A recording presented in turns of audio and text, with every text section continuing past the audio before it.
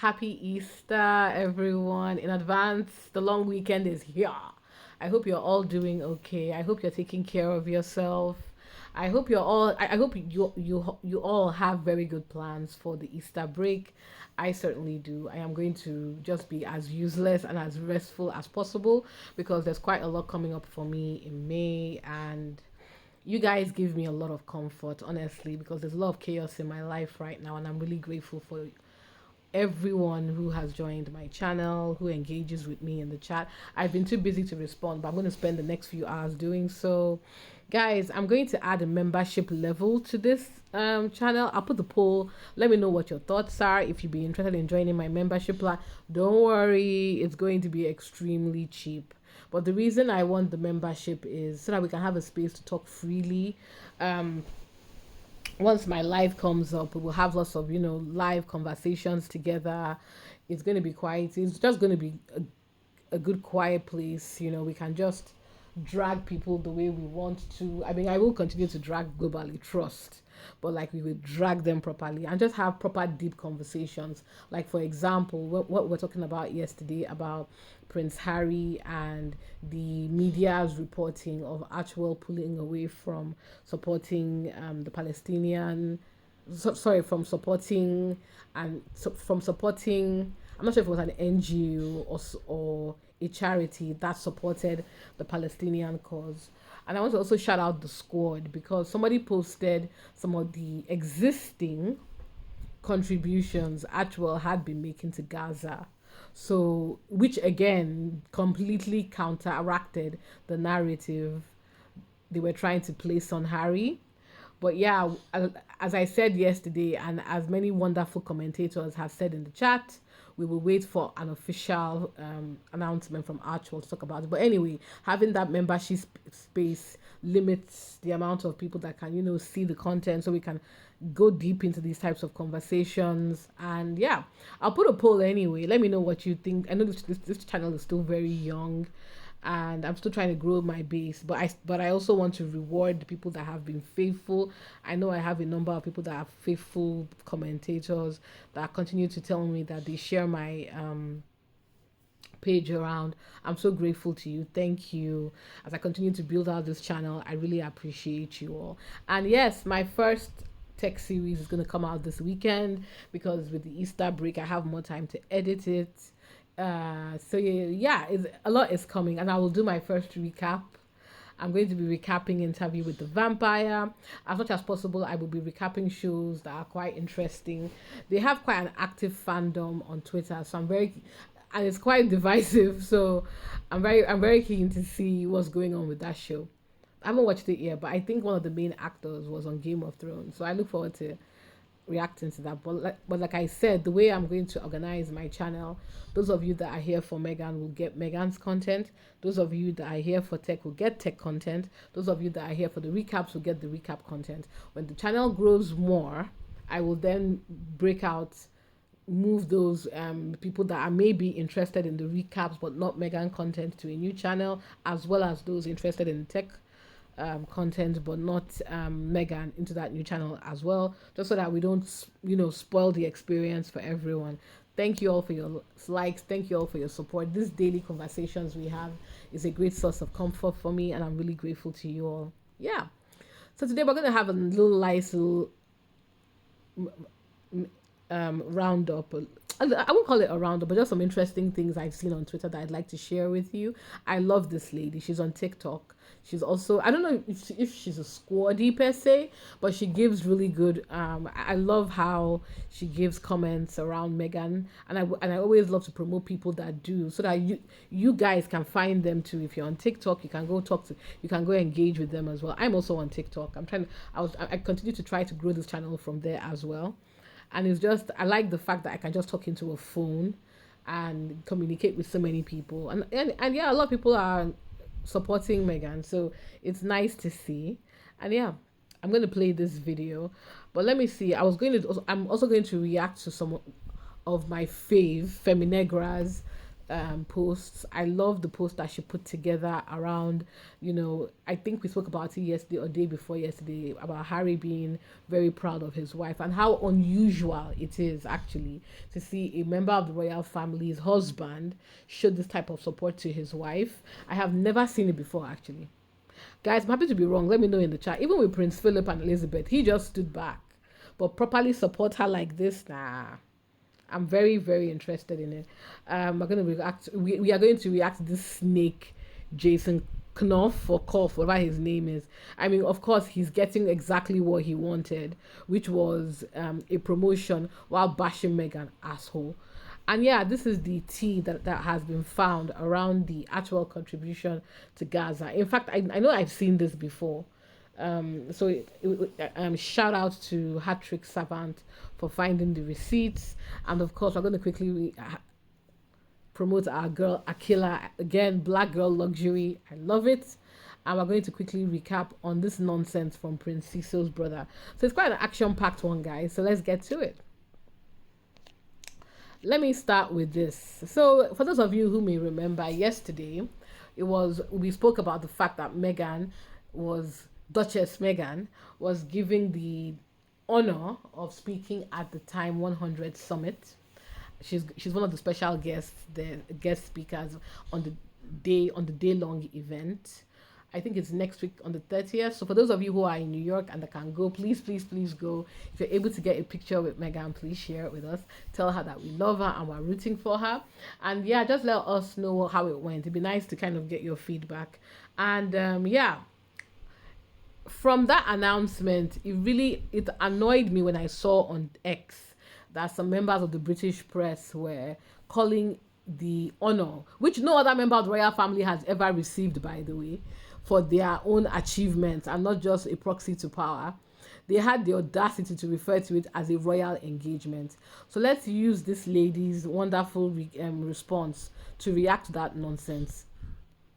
Okay, move on. She doesn't work for the British royal family anymore. And I'm saying this because don't treat this as a royal engagement, because I've already seen some headlines fly through my little ticker here, because I get news, saying there's a royal engagement next week. I thought y'all was talking about old girl who's in the forest right now. I thought y'all was talking about old boy hugging up on men at soccer games. I didn't know you guys were talking about our Meghan Sussex. That does not apply to y'all no more. This woman is free and independent. She's doing an independent outing that has nothing to do with the British royal family. Okay? I get it. You wish your royals were doing big shit like this, but that's not Meghan's problem.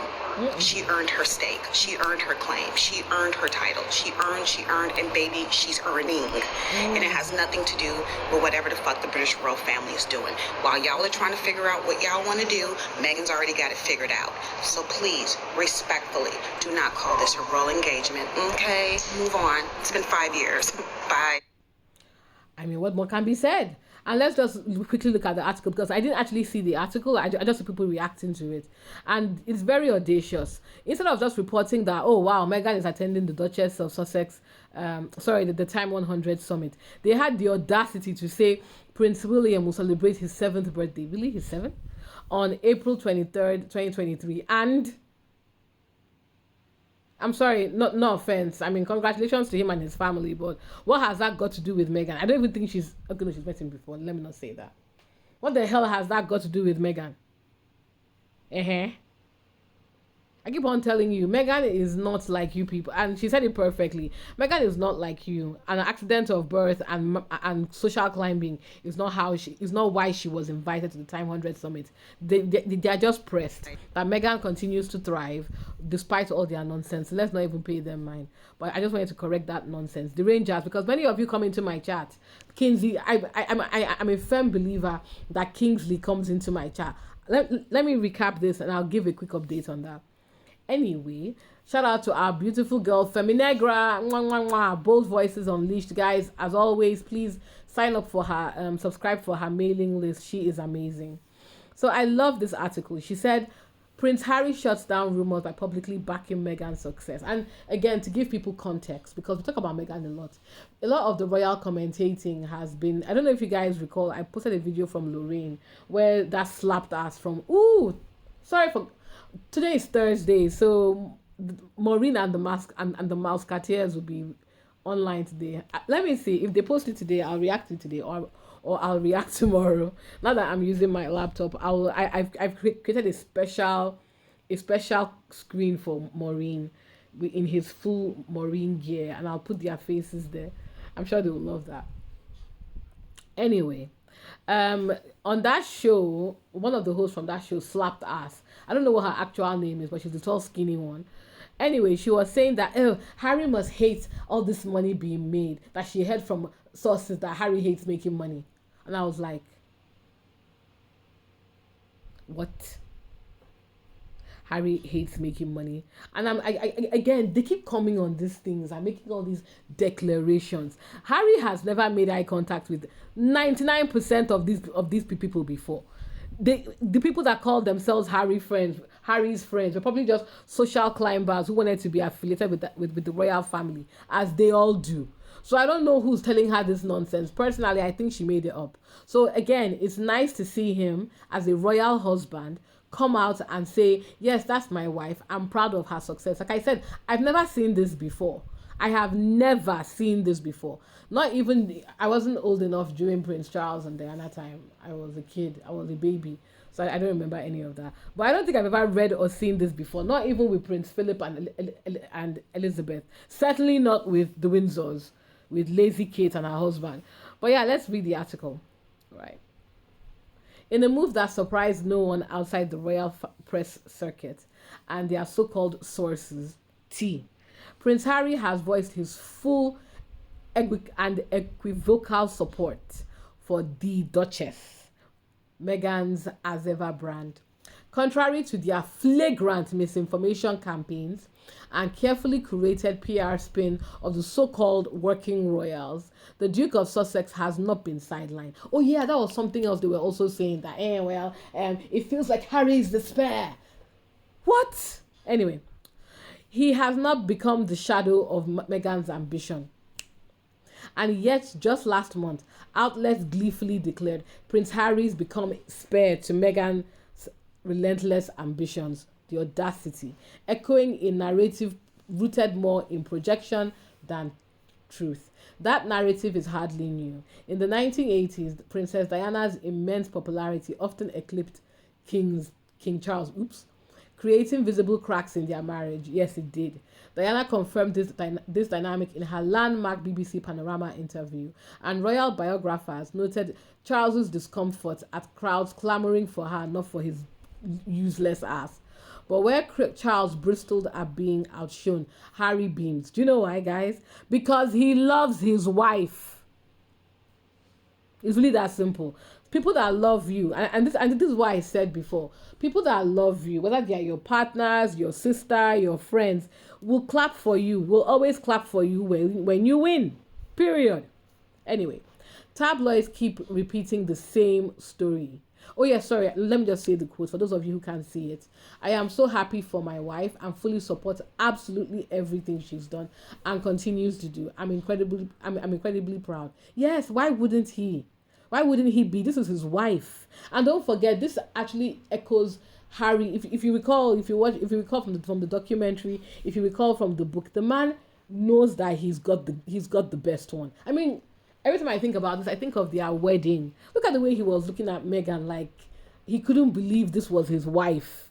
This man is, you can tell that he celebrates every day. Everything he has done, every sacrifice he has made for his family comes down to the simple fact that King loves his woman. C'est fini. And this is a standard we black women should start placing for ourselves. Whatever you choose for yourself, my dear, and even for you black men too, white men, whatever, whomever you are, surround yourself with people who will always have your corner, who will always have your back, who will always love you. Period. Sorry, I sidetracked. Tabloids keep repeating the same storyline. Yes, they do, and it's so boring. It's so boring to even react to. Despite the clarity of Harry's public support, Media speculation continues to cling to an outdated narrative. T. Some tabloids have suggested that Meghan's business ventures and media projects come at Harry's expense. Some cited a royal expert claiming Harry was unhappy about the children being mentioned in branding. Oh, Jerry, she's referring to Matt Wilkinson. Others went further, framing Meghan's second Netflix season and new podcast as evidence that Harry has become spare in her career. And this is the funny thing, guys. So sexist, so classist. It's amazing how quickly these people regress just because they don't like this woman. And these are women. Anyway, these stories follow a familiar formula. They lean on anonymous sources, recycle sexist tropes, yes, frame Meghan as the ambitious wife whose success supposedly bruises Harry's ego. Sounds familiar? Royal history has shown us what happens when a woman dares to have more than a decorative role. The unspoken rule seems to be that a royal wife should support quietly, smile dutifully, and never eclipse her husband. Maybe that's what the press really means when they say Princess Catherine never puts her foot wrong. Ooh. We spoke about this before, guys. We spoke about this before, that's why they like Kate. They like Kate because they can cling to Kate's mediocrity as something safe. Meghan's ambition, success, and beauty. Oh, no, no, no. You can't have that. She never outshines the air. The subtext is clear. A woman's success is only acceptable if it stays smaller than her husband. Then there's the obvious wishful thinking that Harry's marriage might collapse like his parents did. But that narrative only works if you ignore Harry's words. Yes, and the choices he's made to stand beside Meghan, not in front of her. Harry's support is loud enough to hear. The Duke of Sussex has spoken out many times in defense of Meghan, from releasing a rare public statement during the early days of their relationship to chronicling media abuse in his memoir Spare. Harry has not been silent, yes. His recent comment about Meghan's entrepreneurial work aligns with that ongoing commitment. He has consistently praised her vision, her work ethic, and her purpose. This is not a man watching from the sidelines. Yes, Harry has taken on his own projects but continues to uplift Meghan's work with intention and pride.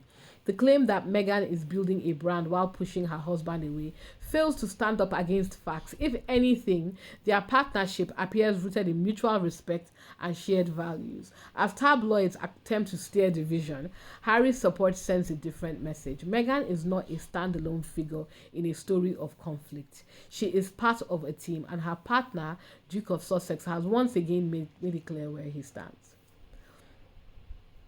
If you notice the projects they have on Netflix, even the ones that were spearheaded by Harry, like the polo event, did you notice that the producers were Meghan and Harry? And in Meghan's As Ever show, it was just Meghan. I thought when I saw that, I was like, oh, this is wonderful, because again, Harry understands this is his wife. This is her vision. This is her dream. He's there to stand next to her when she needs him and let her shine when she needs to be. And don't forget that those pictures that we saw of her leaving one of the filming sets on As Ever. Harry was with her. He brought her flowers. If you remember from the With Love Meghan show, he didn't show up not once during that show until the very end. And I'm sure he was like, are you sure you want me here? And what I loved about it was the camera panning to them, him hugging her, saying how he loves her work. I mean, come on. I mean, what more? Guys, come on now. Even the press, come on. That was a very clear message being sent. This is Meghan's thing, but I have her back. This is my woman. Who wouldn't want that type of love?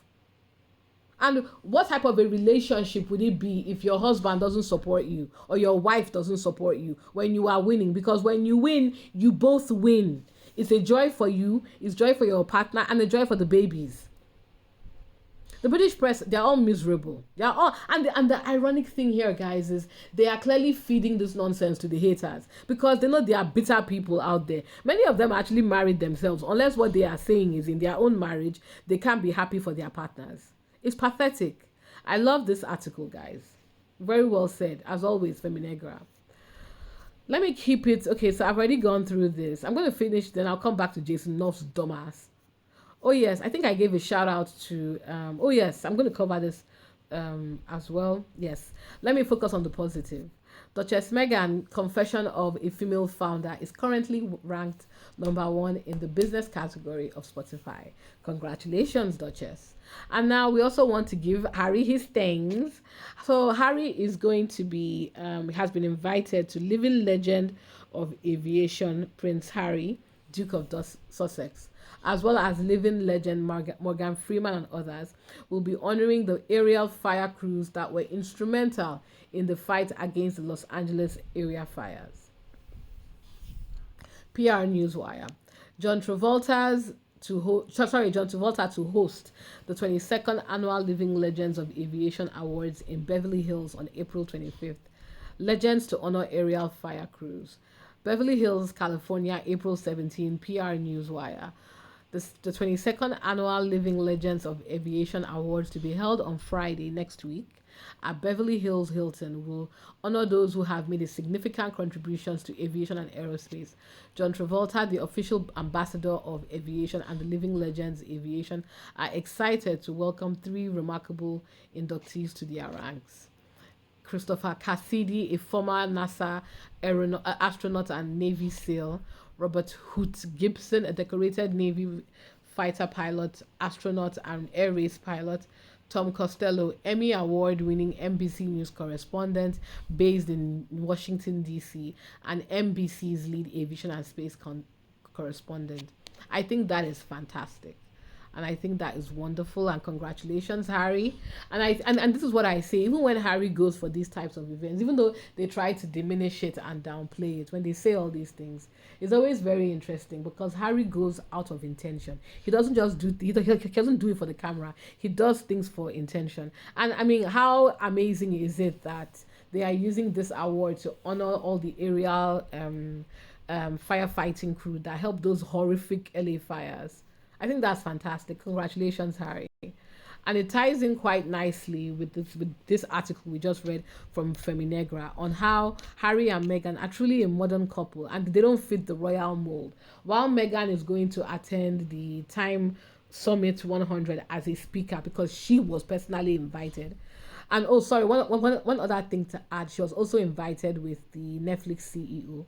Harry is going to attend an aviation show.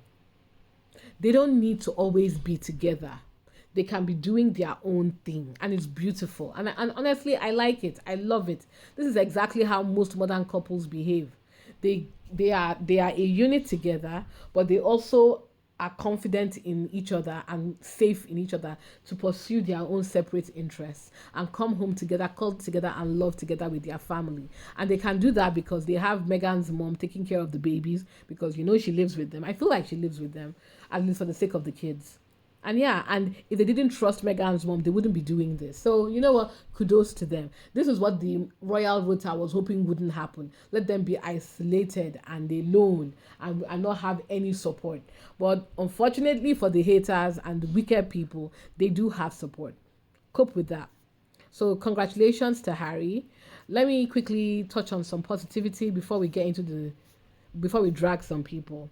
I love this woman. I know she's not Meghan, but I love Black Girl Luxury. So I'm just going to quickly play her video. I will be keeping this. Hey guys, now that it is undeniably spring, I'm going to share with you some of the changes I've been making to our formal living room credenza and how I'm making it spring appropriate. Okay, so first, we cannot talk about the credenza without talking about this amazing hydrangea arrangement, but this is not your average arrangement. I met with my friend Emily today at the ranch, and she also did the florals for our wedding and helped me create some of the most stunning Pinterest dreamy florals, arrangements, bouquets. She gifted this to me, but this is actually one of the original pots that she used in the wedding, so I will be keeping this forever. This is something that will be in the family forever and ever and ever and ever. I think it goes amazing right here. Next, I actually need more of these. I love the Serena and Lily cocktail napkins in the little jute wicker holder. So cute. I love diffusers, so I'm going to be using this bourbon vanilla diffuser. Plus, they just look so spring and summer appropriate and go with the rest of the table. So I'm going to place those here. I also like to add a jute candle. I love these. I have so many of these, and I actually need some more water glasses with the same kind of jute surrounding the wall, a blue tall photo or picture frame with a photo booth photo from our wedding night that I think is so cute. I love this space because I really feel like I can express myself with as many prints, patterns, colors as I'd like, and everything kind of just works out at the end. Each side of the credenza, I have these chairs with these pillows, my home goods pillows. If you know, you know. I don't care what Andrew says. They're adorable. They're staying right here forever. Well, at least until fall. And last but not least, we always have our blue monogram matchbooks that live over here as well. Thanks for watching my spring credenza updates, and I'll talk to you guys soon. Black girl luxury. Yes, yes, yes, yes, yes, yes, yes. So, like I said, if you're following, if you're on TikTok, please follow her. I love her. I love her. I love seeing black women in their restful era. And even if you're not black, I mean, I don't want this channel is not just for black women.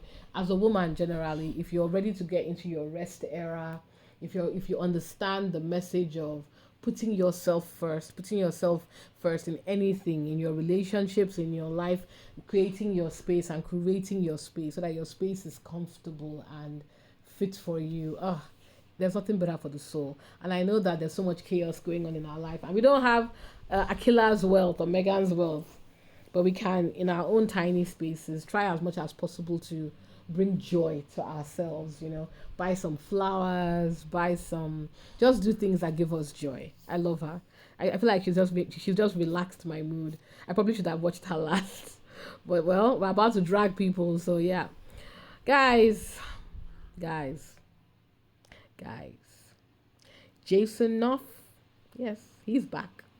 So I didn't watch that 60 minutes nonsense but I did watch the part about him lying about Meghan being a bully. He has yet to this moment named one person. So we all know that was utter and complete BS. Now, I'm going to read this from Feminegra because I trust her and I know that she will handle this with the delicacy that it needs. For those of you who didn't hear, and I just found out today, Jason Knauf has been named the CEO of Prince William's Waste of Time charity Earthshot Prize. I call it a waste of time because even though it is noble, I have not seen one initiative, one thing that has been done with that Earthshot Prize except a celebrity hug together and giving William a chance to travel around the world. Garbage. Let's read, shall we? At least we know that why Jason Knauf was going hard for Willie.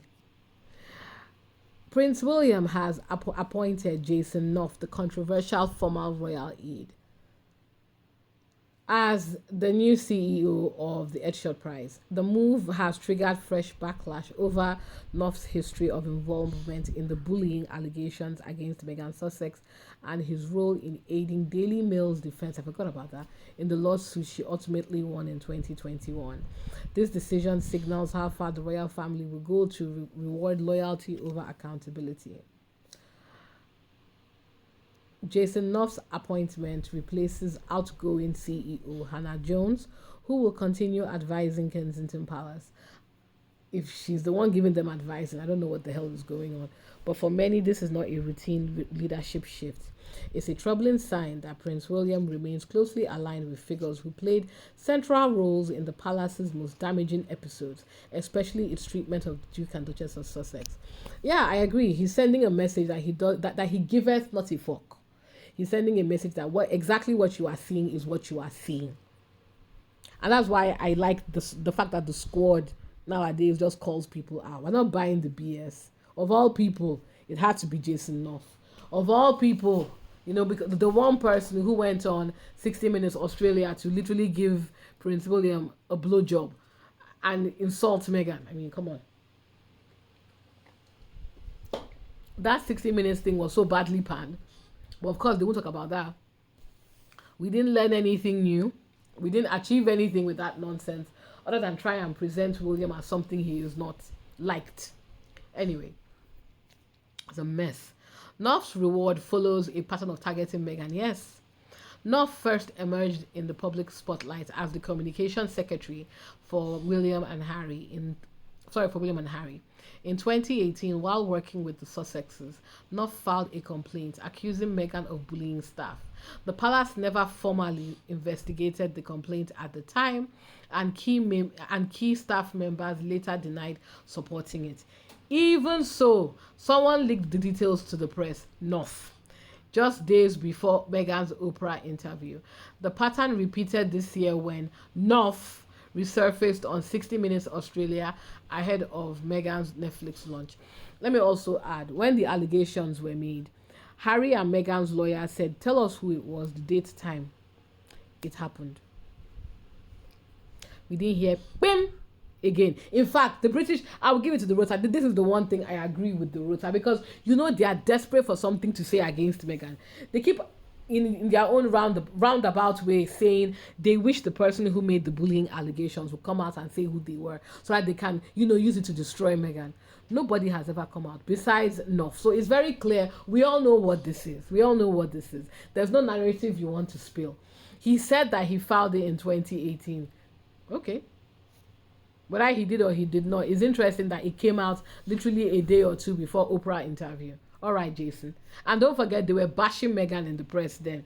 So it's very interesting to me that during that time when they were destroying Meghan, when he could have released it, he sat on it until a few days before the Oprah interview, because we're stupid. Anyway, Jason Knauf's decision to support Daily Mail's defense in Meghan's privacy lawsuit sparked further controversy. If you guys remember, this was also referenced in the Harry and Meghan documentary. Despite initially working for her, he provided emails that aided the tabloid's case. Although Meghan ultimately won in court, Knauf's involvement raised ethical questions, as these same allegations are routinely brought up in the media whenever Meghan is promoting her projects. The palace never distanced themselves from him. In fact, he was made the CEO of Royal Foundation, received an award from Prince William, and now leads Esshot. This long-standing alliance has frustrated observers who view Knauf's behavior as part of the wider effort to discredit Meghan. His return to power reinforces the belief that those who undermine her are not just tolerated, they are elevated. But this is where I will step in for a bit. Femi Negra, I get your concern, but I'm not concerned about this prick. No offense. I'm not. He's nobody. There are no bullying allegations, because the only person that is claiming bullying allegations is Jason. Jason doesn't have anybody to back it up. When he testified against Meghan during her trial, Meghan won compensation. So it was a waste of time. When he mentioned it during the interview on 60 Minutes, the only people that watched it were the Royal Rota and the people who, for some reason, find Prince William attractive and jacked off to that ridiculous can I call it interview? It was just toadying nonsense. The woman didn't actually ask many real questions. It was just there to praise William. I was so embarrassed, guys. Anyway, I guess what I'm trying to say is, I'm not frustrated. I don't care. What at this point, what can they do to Meghan? Her TV show has come out, has a season 2, and based on her own words, this merchandising relationship she has with Netflix is going to last for the next 5 or so years. She's fine. Her brand has sold out. At this point, everything I can't think of anything they can do at this point that will cause her any financial or reputational burden. She continues to be elevated because people know what this is. They can see the machine at work. We've seen. I guess what I'm trying to say is this playbook is not new. We saw it with Diana. So I think the mistake they are all making is that we all remember what they did to Diana. This is not new, so we really don't care. I don't know. What do you guys think? Am I being too optimistic? I don't care about Jason Knauf. I'm just here to drag his stupid ass. Anyway, William's platform choices and the company he keeps. Prince William's decision to appear on Jeremy Clarkson's show. We spoke about this shortly after Clarkson published a violent, misogynistic, sexual harassment/abuse article about Meghan only deepens the outrage. That one I'll never forgive William for. Clarkson infamously wrote that he dreamed of Meghan being paraded through the streets and shamed. Rather than condemn these remarks, William went on Clarkson's show for a promotional segment, signaling indifference or worse, tacit approval. One thing I would say that is the ultimate revenge, though, when it came out that Lazy Kate and Prince William were the racists who were concerned about Archie's skin color. The press kept on asking Harry and Meghan to respond. They didn't respond. That was when I knew that there's a potential in the Sussexes in being petty. And I'm glad that they decided to embrace that pettiness. Stop being nice. I keep telling you people, nice does not work. It doesn't work. When people are playing in your face like this, you have to stop being gracious and start dragging these people to the floor. So for that thing that they did before 2025, let me raise my can of wine to them. Congratulations. The choice to align with Clarkson mirrors the decision to reinstate Knauf. Yep. Both moves suggest William is not only unfazed by targeting of Meghan, but willing to embrace those who perpetuate it. Yep. These relationships have left many questioning William's judgment, especially as Edshot claims to stand for ethical innovation and global leadership. Come on now. Earthshot is just another failed project to make a useless man deceive himself that he is going to be, that not only is he popular, but he's going to be, he is seen as a leader in some way. We all saw the embarrassing Estonia visit and how cringeworthy it was. So bad they were dragging him on even on BBC when they showed him wearing his toy soldier outfit.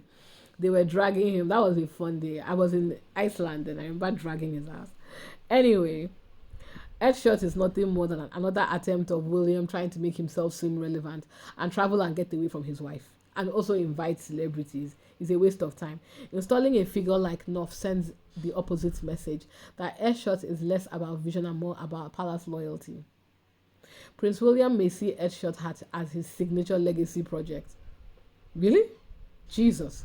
But by installing that prick Jason Knauf at the helm, he ties that legacy to scandal, hypocrisy, and a deeply fractured public trust. You are implying, Feminegra, that William gives a crap. William does not care. He's too lazy, petty, and childish to see that he is ruining his legacy. What am I saying? His legacy is ruined. What he did to Meghan is enough. And yeah, I just want to talk about that. My summary of this whole thing: William is a petty, pathetic little man. Jason Knauf is a thug for hire, and this is not going to affect Meghan in any way, so I'm not worried about it. If they come out to say something stupid, that's why we're here. Now, I want to quickly talk about this actual continuation from our actual conversation yesterday. So let me see if I can make this bigger. Let's see. Aha. So this is from one of their financials where they contributed $50,000 to provide mental health support to aid workers in Israel and Gaza. So I like that we have actual evidence of them using the actual foundation to actually give to causes that help promote both sides. Is it cowardly? I don't agree it is. And there's somebody who I think is Meredith, who I actually used to like, or at least have some decent. Okay, I didn't retweet it. Meredith Constant said something that kind of pissed me off, actually. For those of you who follow Meredith Constant, she's not a Sussex fan. She just questions the way the royal family reports the Sussexes versus the way they report the Windsors and other working members of the royal family. She says something about, yes, while she understands while Harry and Meghan don't want to be political, it just seems a waste of political capital not to use it to help people who need to be heard. And I was like, oh, for God's sake. Meredith, look, I like you, even though I respect the fact that you're neutral. Not everybody has to be a ride or die. But that take was ridiculous. I'm sorry. Meredith, I like you, but I completely and utterly disagree with that take. Right? For a couple that gets excessively scrutinized like this, they need to tread carefully, especially by using their actual foundation. And as we can see here, they don't have any qualm supporting Gaza and Israel. But I think what they are trying to do is avoid using the actual foundation or the actual brand for anything political. I don't think it says or takes anything away from Harry or Meghan's personal feelings. And don't forget, I said it yesterday, even William, that I can't stand. William came out publicly as the future king to say that he wanted to bring peace to the Middle East. And okay, fine, we deeply mock him for it because he deserves to be mocked. But there's something that he said that I actually agree with. He came out with a rather bold statement about, what was going on in Gaza. The press that usually jack him off, they tore him apart. They didn't give him any leeway. They tore him apart. So I think, yes, if William, who is deeply infantilized and isolated and insulated by the press, couldn't get away with it, then I don't think they would tear Harry apart. So I don't blame them for especially not using their foundation for that type of political stance. Harry, as a member of the royal family, is not supposed to have any politics anyway. In fact, him bashing Trump for insulting his wife during the Invictus was probably just him standing up for his wife. Really, he shouldn't have any political stance because the royal family are supposed to be neutral. So no, and don't forget again, and this surprised me about Meredith.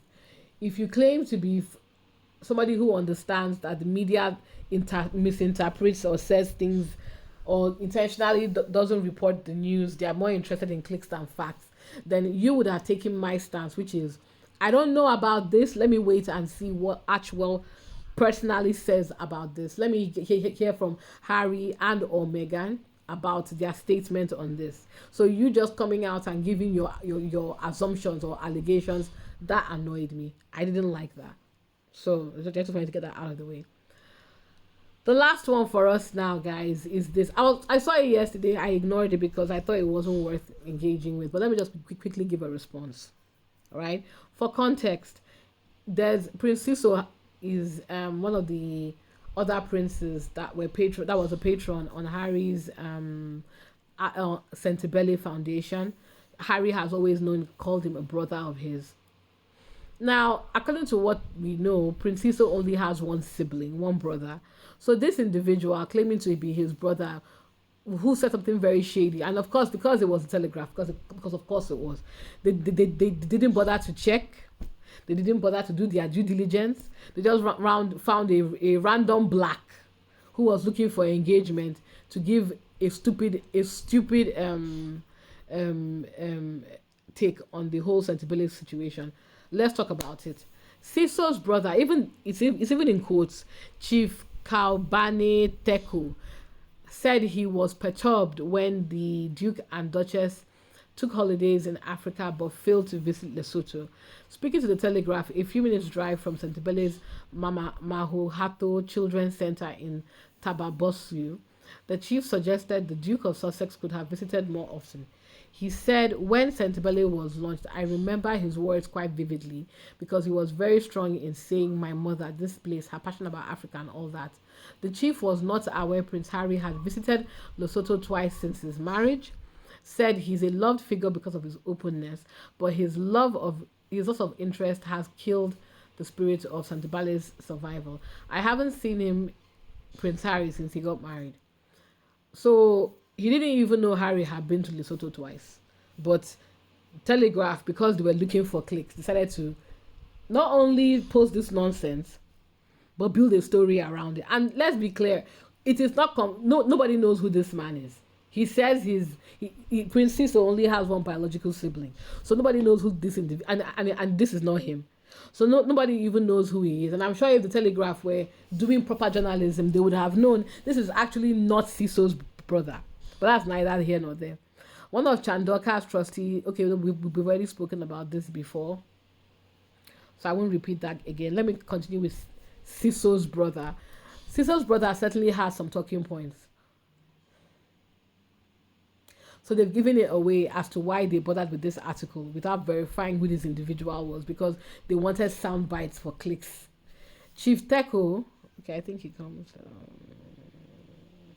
Chief Teko, who is also the chief whip of the upper chamber of Lesotho's parliament, said it was strange that the Duke himself left the charity over the road. He said, I'm surprised that he's relinquishing the charity. He is not.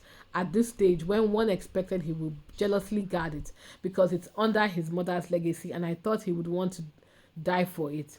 unless maybe he is prepared to come after and come fix it and get it back, because I do not believe it comes easy to him to want to give it up like he's doing. It's all a little strange for me. Chief Teko on Meghan. Did she ever come to Lesotho? Meghan? No, she hasn't.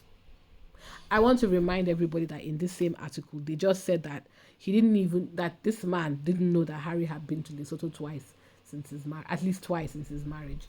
But this person that didn't know Harry had come would know whether Meghan has been there. No, she hasn't. So it seems she's a faraway person for us. We do not know about her. I was surprised to see them come to Botswana but not Lesotho. Knowing what they have in Lesotho will be bringing them closer to our shores. But they returned from Botswana and I was a bit perturbed by it. Asked if he thought the couple would visit Lesotho more frequently.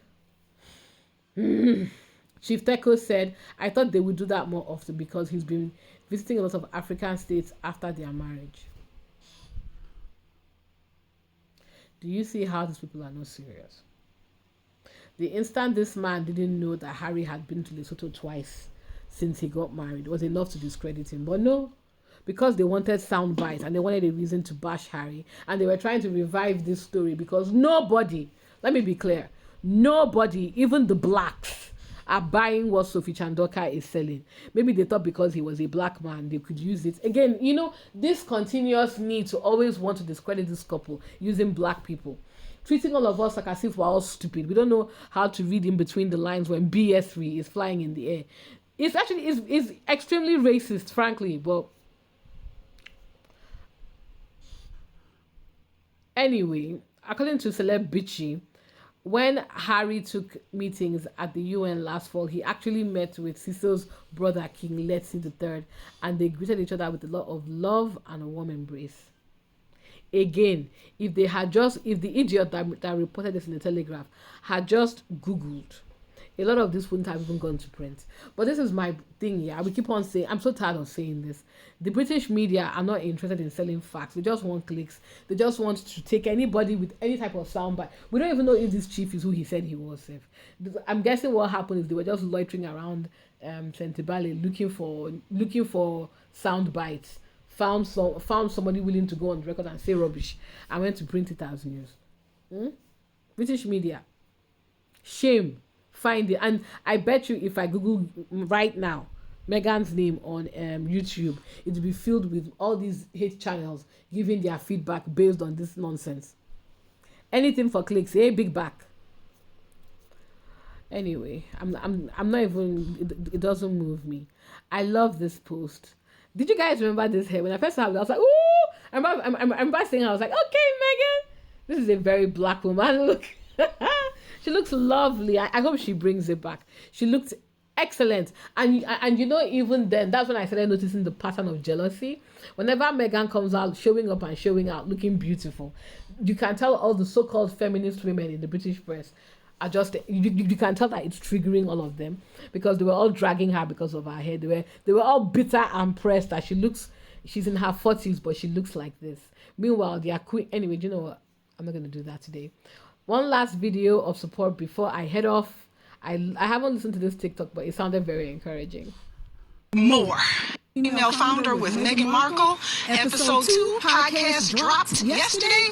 And when I tell you guys, it was a banger. She interviewed Reshma Saujani, and she is the founder of Girls That Code, the nonprofit. It was so many nuggets that was dropped in that podcast that I had to just keep it to 3 to share with you all.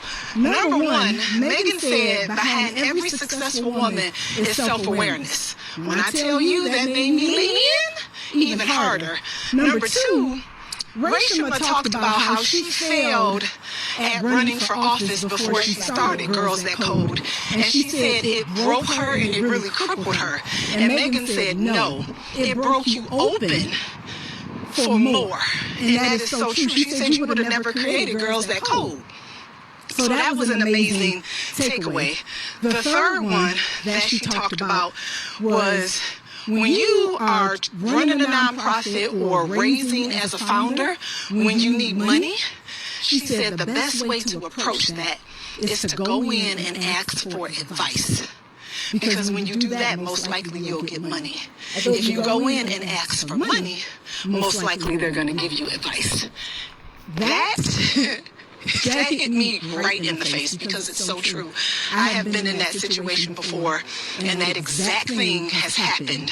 So wherever you are in life, whatever you're doing, if you are trying to raise money for anything, take that tip. And if you guys have not listened to this podcast, please go and listen to episode 2. When I tell you it was so many takeaways in there, woo, that was an amazing podcast. You guys gotta listen to it. You gotta tune in every single week. It drops every single Tuesday. And she always gives us a little teaser with who she's going to interview next, but she never tells us who. So next week is going to be a good one. I think I know who it is because I think I know her voice. But tune in with me. I'll be here every week to give y'all my top 3 takeaways on each episode. Lovely. So yeah, a lot of the points we covered during the recap of the I like how she did this recap. I might do something a bit creative like that. Maybe not walking, but maybe while I'm lifting weights. Who knows? But yeah, that's all I had to say for this moment, guys. I hope I'm sure this video is going to be quite long. Yeah, I just wanted to get my thoughts. I wanted to get your thoughts too. Do you know what? It's bank holiday. I'm going to be engaging in the chat. Please, let's engage with each other. You guys don't engage with my premiere chats. Why? Come into my chat. Let's talk. Please also share a super thanks, a super chat. Let's try and increase the production budget a bit. If you can, it's not by force. For the members, I will put a poll for those of you that are interested in memberships, and let me know how much you're willing. I will. Don't worry, it'll be very cheap. Maybe like £2 or $2. It'll be very cheap. Cheap membership so we can talk together, talk properly. Like, let's make this a real community, guys. A real community where we talk not just about Meghan, whatever topics you like, the racism that we see. There are things that we cannot really say out here because of YouTube's monetization and reporting. And let's drag people the way we used to. With our chests. Because I'm going after Kenzie, Taz, Aaron, and all these losers, all these big back that refuse to go on a diet and lose some weight. But anyway, what do you think? Do you agree with some of my points? Do you not agree? Let's talk in the chat. And yeah, have a good one, guys. See you later. Bye.